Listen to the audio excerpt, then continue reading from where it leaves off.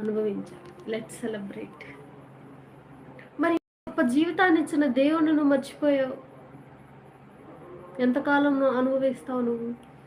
జ్ఞాని అయిన సొలొమోన్ గారు కూడా అంతే విధంగానే అనుకున్నాడు. అనుభవించాలి ఈ యొక్క జీవితాన్ని, పాపాన్ని రుచి చూడాలి అని చెప్పి రుచి చూశాడు ఆయన.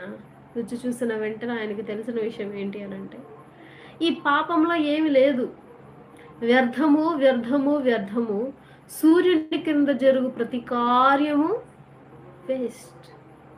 Waste of time, waste of efforts, ప్రతీది వ్యర్థమే అని ఆయన తెలుసుకున్నాడు. సో ఈ రాత్రి కాలమున నీకు అర్థమవుతుంది. ఎప్పటికి అర్థమవుతుంది ఇదంతా వ్యర్థము అని అంటే, ఒకరి సహాయంతో నువ్వు లేచే టైంలో, ఒకరి సహాయంతో నీవు తినే క్రమంలో, ఒకరి సహాయం ఉంటే